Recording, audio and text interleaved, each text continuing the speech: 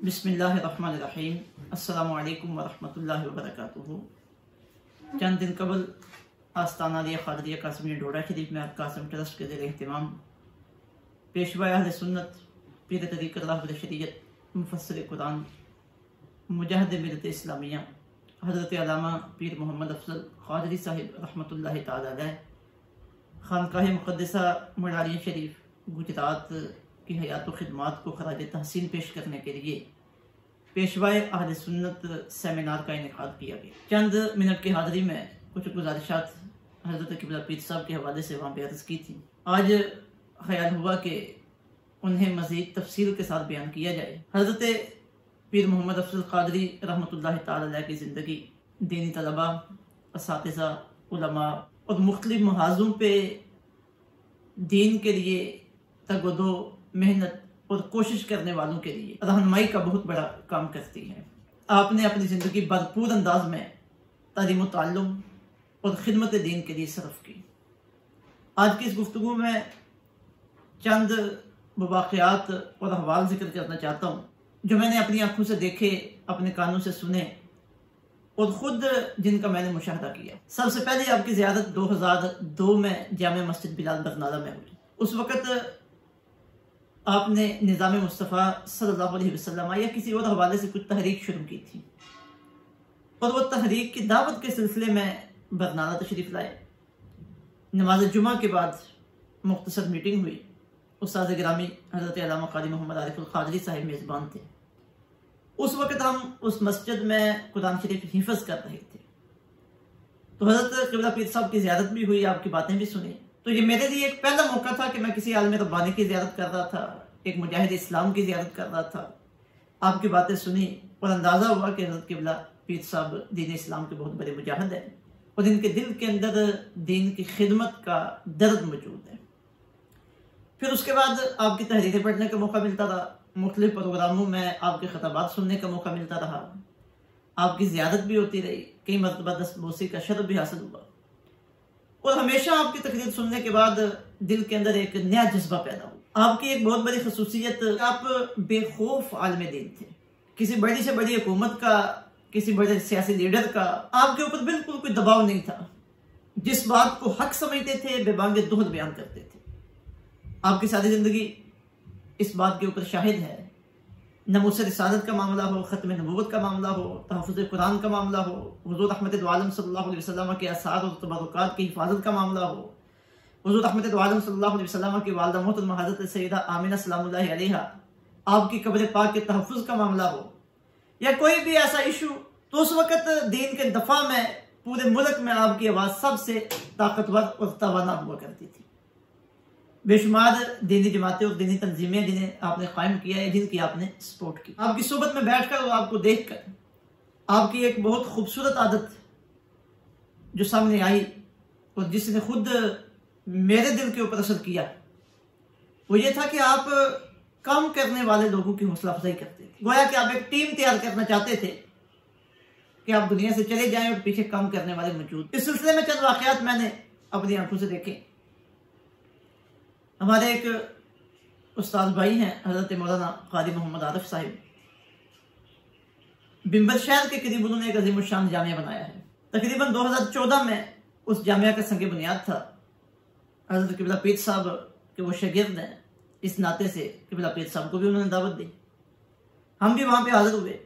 تو حضرت قبلہ پیر صاحب نے جب خطاب فرمایا تو خطاب میں مدارس کی اہمیت کو بیان کیا، علماء کی اہمیت کو بیان کیا، مدارس کے فوائد کو بیان کیا، اور پھر اس مدرسے کا اور مولانا قاری محمد عارف صاحب کا تعارف کرواتے بڑے عظیم جملے بولے اور ان کی حوصلہ افزائی کرتے ہوئے فرمایا کہ موڑا سدہ والو، اس جگہ کا نام موڑا سدہ ہے جو بمبر شہر کے قریب ہے، کہ مولانا قاری محمد عارف صاحب جو تمہارے پاس موجود ہیں یہ بہت عظیم انسان ہے اور کام کرنے والے انسان ہیں۔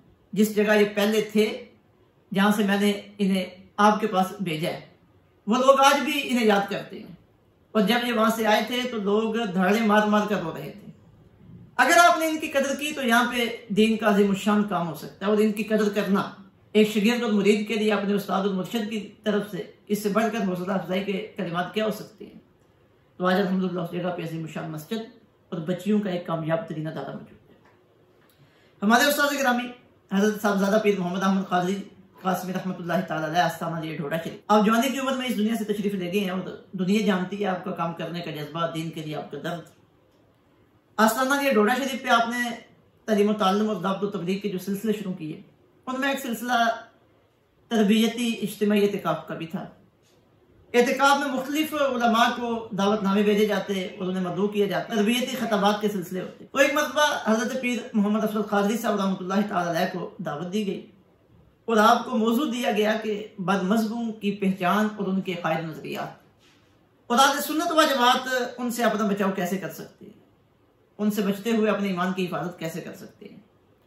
تو حضرت قبلہ پیر صاحب نے رافضیوں، خارجیوں اور دیگر بد مذہبوں کے قائد نظریات کو تحریری شکل میں لکھ کر اسے پرنٹ کروا کے آپ ساتھ لے کے آئے، عظیم الشان خطاب فرمایا اور اپنے خطاب کے آخر میں فرمانے لگے کہ ڈھوڑا شریف کے مریدوں، جتنی غیرت ایمانی اور کام کا جذبہ میں نے تمہارے پیر صاحب کے اندر دیکھا ہے، اتنا میں نے کبھی کسی کے اندر نہیں دیکھا۔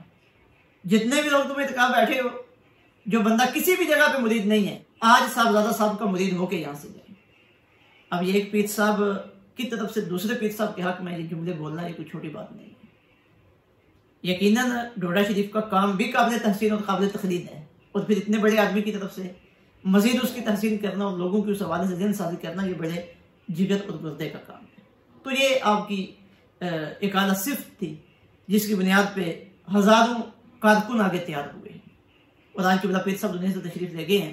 ان کے سجادہ نشین حضرت صاحبزادہ مفتی محمد عثمان افضل قادری، دیگر ان کے صاحبزادگان، ان کے برادران، ان کے شاگرد، ان کے خلفاء ہزاروں کی شکل میں موجود ہے، جو پوری دنیا میں پھیلے ہوئے ہیں اور دین کا کام کر رہے ہیں۔ یعنی قبلہ پیر صاحب اپنے پیچھے کام کرنے والوں کی ایک فوج تیار کر کے گئے ہیں۔ یہی ایک عالم دین کی ذمہ داری ہوتی ہے کہ اپنی جگہ کو خالی چھوڑ کے نہ جائے، بلکہ اپنے پیچھے ایسے افراد تیار کر کے جائے جو دین کے اس گلشن کو آباد رکھیں اور اگلی نسلوں تک منتقل کرتے رہیں۔ قبلہ پیر صاحب کی ایک اور بڑی خوبی تصریف و تعلیف کے ساتھ شرف تھا، کیونکہ ہماری بھی دلچسپی اس شعبے کے ساتھ موجود ہے۔ تو شعبہ حفظ کے زمانے سے ہم قبلہ پیر صاحب کی تحریریں پڑھتے چلے آ رہے تھے۔ اس وقت ماہنامہ اہل سنت گجرات سے شائع ہوتا تھا اور قبلہ پیر صاحب اس کی سرپرستی کرتے تھے، اور اس میں آپ کے مضامین شائع ہوتے تھے۔ تو مختلف موضوعات پہ شعبہ حفظ کے اندر سے نظامی کی آغاز ہم پڑھتے رہتے تھے، ان سے فائدہ اٹھاتے تھے، اور پھر آپ نے ایک ماہنامہ آواز اہل سنت جاری فرمایا، تو وہ بھی نظروں سے گزرتا رہتا تھا، اس سے بھی استفادے کا سلسلہ چلتا رہتا تھا۔ اور پھر آپ مختلف مواقع پہ اور مختلف ایام پہ حضور احمد دو عالم صلی اللہ علیہ وسلم کی نسبت سے، صحابہ کی نسبت سے، اہل بیت طہار کی نسبت سے، مختلف بزرگوں کی نسبت سے جو ایام آتے تھے، ان پہ آپ کی کوشش ہوتی تھی کہ کوئی نہ کوئی اس حوالے سے لٹریچر لکھا جائے، اسے شائع کیا جائے اور اسے تقسیم کیا جائے۔ یہ آپ کا ایک خاص ذوق تھا۔ آپ کی کتابیں اس پہ گواہ ہیں، آپ کے رسالے، لٹریچر اس پہ گواہ ہیں۔ اور پھر آپ کو لکھنے کا بڑا خاص ملکہ تھا۔ بڑی بڑی بحثوں کو آپ چند الفاظ، چند جملوں اور چند لائنوں میں سمو دیتے تھے، اور پھر انہیں دلائل کے ساتھ لکھتے تھے، قرآن آیات کے دلائل، احادیث طیبات کے دلائل، فقہا کی عبارات سے دلائل، اور بالکل آسان کر کے لکھ دیتے تھے۔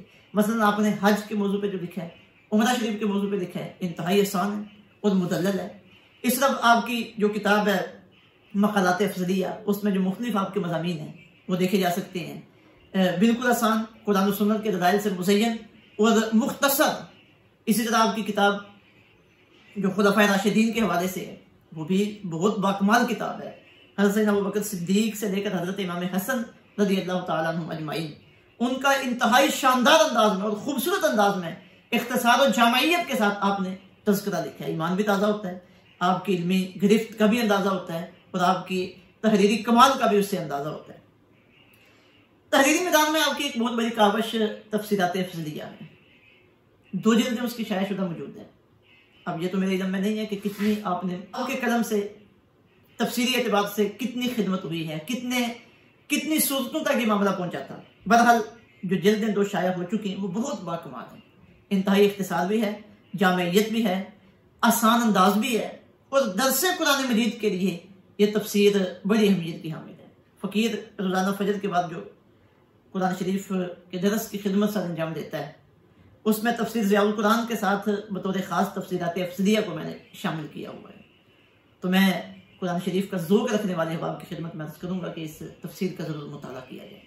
بہت باکمال تفسیر ہے. اور جو اس تفسیر کی خصوصیات ہیں ان میں سے ایک خصوصیت یہ ہے کہ متعدد مقامات پر حضور رحمت دو عالم صلی اللہ علیہ وسلم کی عظمت، شان، آپ کا مقام و مرتبہ اور آپ کے عشق و محبت کی خوشبوئیں بکھری ہوئی ہیں. اور جب قبلہ پیر صاحب حضور رحمت دو عالم صلی اللہ علیہ وسلم کی عظمت بیان کرتے ہیں تو ایسے محسوس ہوتا ہے کہ کوئی ایک گدھا کسی بادشاہ کے در پہ کاسہ گدائی لے کے کھڑا ہے، اور اتنے پیار کے ساتھ، اتنی محبت کے ساتھ حضور کا تذکرہ کرتے ہیں. اور پھر آیات طیبات سے استدلال کر کے جگہ جگہ انہوں نے حضور رحمت دو عالم صلی اللہ علیہ وسلم کی عظمت اور شان کو بیان فرمایا.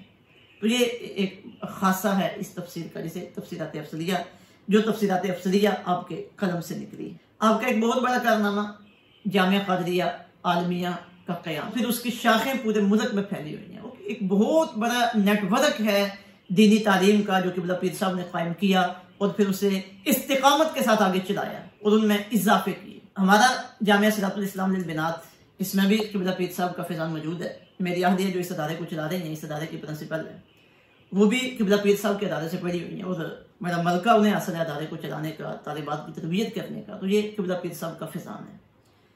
اللہ رب العزت کے بارے میں دعا کرتے ہیں ہماری کو قبلہ پیر صاحب کے درجات کو بلندیاں عطا فرمائے. جو دین کے سلسلے انہوں نے شروع کیے تھے تاکہ ہمیں قیامت اللہ رب العزت انہیں شاد و آباد رکھے. آپ کی خدمات جو اس وقت موجود ہیں ہمیں ان سے فائدہ اٹھانے کی توفیق عطا فرمائے اور یہ خدمات آپ کے لیے صدقہ جاریہ بنائے. وما علینا الا البلاغ.